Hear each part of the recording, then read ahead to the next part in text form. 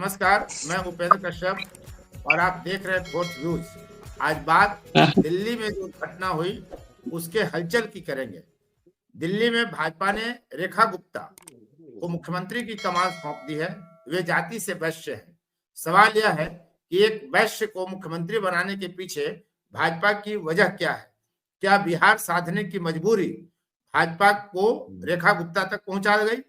चूंकि दिल्ली के मुख्यमंत्री बनने के पीछे कई नाम थे और रेखा गुप्ता के वैश्य होने को सबसे महत्वपूर्ण हम इसलिए कह रहे हैं कि वो पहली बार विधायक बनी। उनसे काफी वरिष्ठ जन मुख्यमंत्री के दौर में शामिल थे। हालांकि कई नेता जो मुख्यमंत्री बनने की आकांक्षा लेकर आगे बढ़ रहे थे, उन्होंने बड़ा बयान तो ठीक दिया कि हम खुश हैं, लेकिन उनके बयान से भी झलका कि रेखा गुप्ता के बनने से वे खुश नहीं है।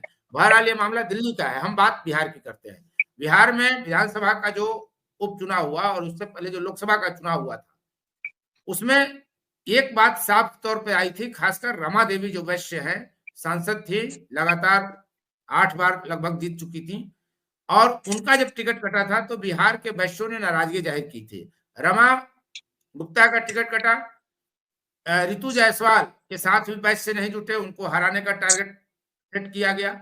तमाम तरह की जो घटनाएं घटी, ये मान लिया गया था कि बीजेपी से वैश्य नाराज है। सुनील कुमार पिंटू ने साफ साफ कहा था कि बिहार सरकार के निर्देश पर वैश्यों की संख्या कम बताई गई है, का भी टिकट काट दिया गया।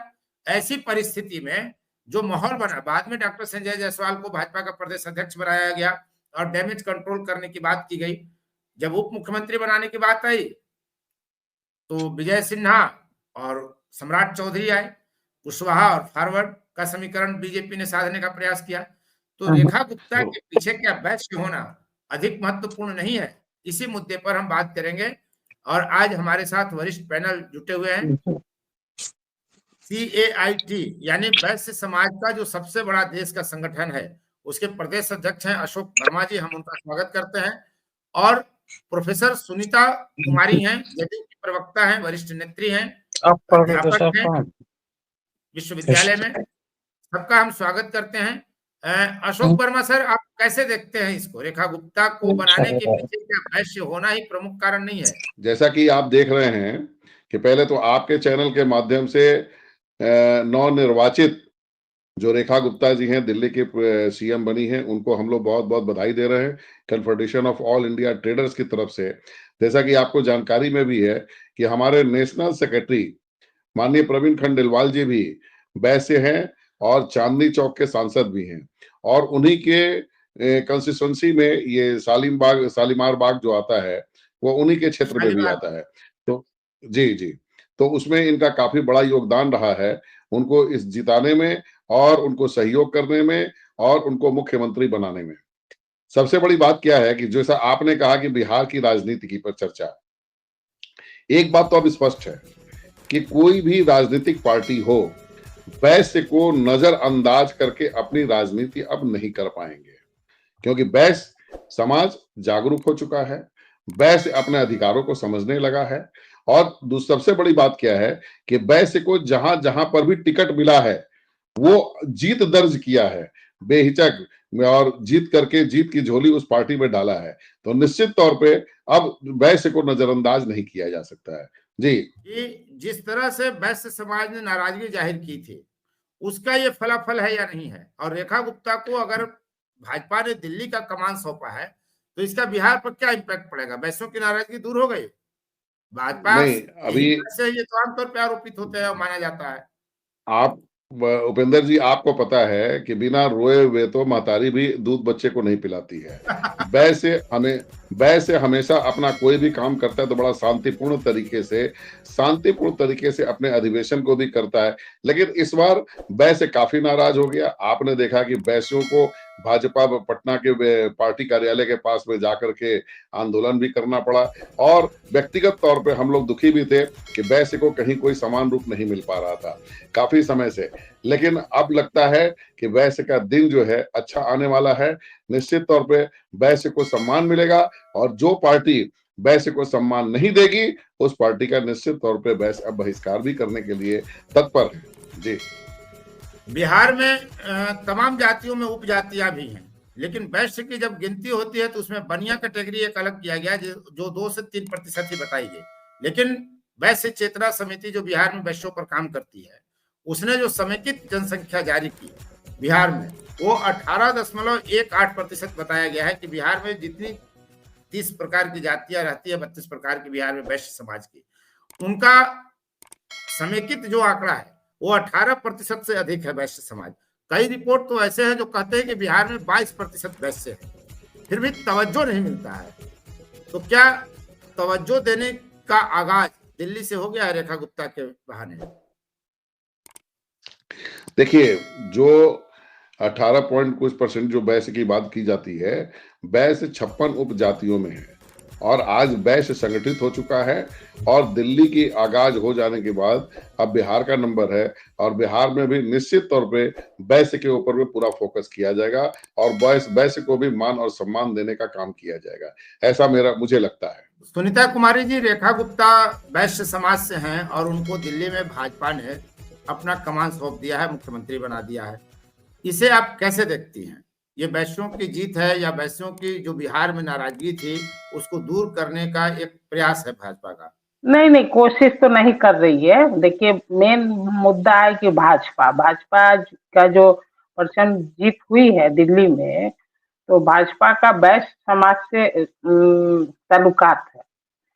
जैसे कि पूजा पाठ, जो वैश्य समाज लोग हो, ज्यादा दुकान है या जो भी शॉप है उसमें अगरबत्ती जलाकर ही वो शुभारंभ करते हैं, तो ताल्लुकात पूजा पाठ से वैश्य समाज से है और भाजपा की जीत हुई है, तो इसलिए वैश्य समाज को दिए वो अच्छा है, बढ़िया सराहनीय काम है। लेकिन समाज के हम नहीं मान सकते कि हाँ वैश्य को दिए तो अच्छा कि नहीं। आपको अच्छी उम्मीदवार जो है दिल्ली की, जो कमी बेसी है उसको पूरा करे। महिला शक्ति की विजय हुई है, महिला शक्ति की एक चेयर मिली है, तो उम्मीद है कि वो आगे भी और भी दिल्ली की तरक्की पर परचम लहराएगी। कोई तो वजह होगी ना। ना, आखिर आखिर पहली बार जीती हैं रेखा गुप्ता और उनको मुख्यमंत्री बना दिया गया, पहली बार के विधायक महिला को मुख्यमंत्री बना दिया गया, और भी उनसे देखिए सीनियर कुछ लोग थे। जी। सीनियर लोग तो बहुत थे, बीच बीच में तो 5-6 आदमी के नाम भी आ रही थी, लेकिन मानेंगे उसको कि कुछ लक और किस्मत साथ देता है ना, भाग्यशाली जिसको बोलते हैं। तो मैडम को झोला में कुछ खुशी की ये फूल आ गया, वो मान सकते हैं। चलिए, जब जागो तब सवेरा। मैडम का भी कुछ भूमिका पहले से होगी, कर्मठ होगी, अच्छी उम्मीदवार होगी, क्वालिटी वाली होगी, और उनको जब हम लोग उस कुर्सी पर मुख्यमंत्री के बैठाएं तो उम्मीद है कि वो काम करे, है ना। महिला मतलब शक्ति की जीत हुई है। अशोक जी, बिहार में इसका कितना फर्क पड़ेगा?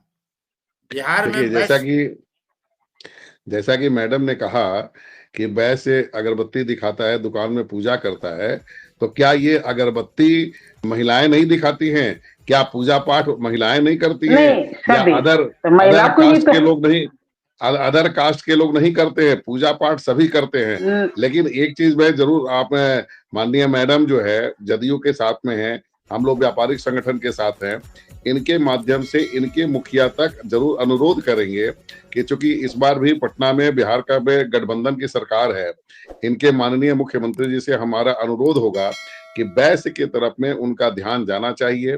वैश्य काफी समय से राजनीति से परे रहा है, लेकिन वैश्य हमेशा राजनीति में, मतलब क्या कहें, हर तरह से भूमिका अपना निभाता रहा है, लेकिन सत्ता से उसको हमेशा दूर रखा गया है। इस बार ऐसा हमें उम्मीद है और ऐसा लगता भी है कि इस बार वैश्य को सत्ता में जरूर भागीदारी मिलनी चाहिए। और मैं तो डायरेक्ट नहीं, लेकिन माननीय मैं सुनीता मैडम के माध्यम से इनके मुखिया जी तक जरूर इस बात को पहुंचाना चाहूंगा कि वैश्य पर जरूर ध्यान रखें और निश्चित जहां जहां पर भी वैश्य को टिकट मिला है उसने जीत करके झोली में अपनी जीत दर्ज कराई है, कभी कोई हारा नहीं है। इसलिए आप वैश्य में विश्वास कीजिए, निश्चित तौर पे आपको सरकार में जगह जरूर हम लोग जीत करके देंगे। ऐसी यही हमारा विश्वास भी है और ये ऐसा भी है। संजीव रंजन जी हैं, मगध विश्वविद्यालय में प्रोफेसर हैं और राजनीति पर काफी चर्चा करते हैं। संजीव सर, आप कैसे देखते हैं रेखा गुप्ता की जीत को? ये बिल्कुल बीजेपी का मास्टर स्ट्रोक है। अच्छा। और बिहार के साथ साथ इंटायर दिल्ली की महिला मतदाता वैश्य वोट, जो उनका ट्रेडिशनल वोट है, उसको और भी कंसोलिडेट करने का एक खूबसूरत प्रयास है। और दूसरी चीज ये है कि संघ से जुड़ी हुई पृष्ठभूमि रेखा गुप्ता की रही है। तो एक बार फिर से बीजेपी ने संदेश दिया कि वो अपने रूट को, संघ से जुड़े हुई पृष्ठभूमि वाले नेताओं को वरीयता देना आगे भी जारी रखेगी। इसलिए फैसला बेहतरीन नहीं, बहुत बेहतरीन है। लेकिन पहली बार की विधायक और मुख्यमंत्री, वो भी राष्ट्रीय राजधानी, क्या कोई खास वजह तो होगी? अरे भूपेंद्र जी, आपको इतना आश्चर्य क्यों हो रहा है भाई कि पहली बार की विधायक, पहली बार जीते थे? जी हाँ, आप ये देखिए ना कि उनकी राजस्थान के क्या मुख्यमंत्री रही है। पहली बार वो जीते दिल्ली नहीं, वो दिल्ली यूनिवर्सिटी की छात्र नेता रह चुकी हैं, उसके बाद आरएसएस से जुड़ी हुई हैं, बहुत सारे उनके राजनीतिक पृष्ठभूमि पीछे से रहा है। ये अलग बात है कि चुनाव मेयर के चुनाव लड़ चुकी हैं, और इस बार ये इत्तेफाक है कि चुनाव लड़ी और जीत गई और उनको ये चांस मिल गया। तो ये मौका तो बार उसी सीट से मामूली अंतर से चुनाव हार भी गई थी।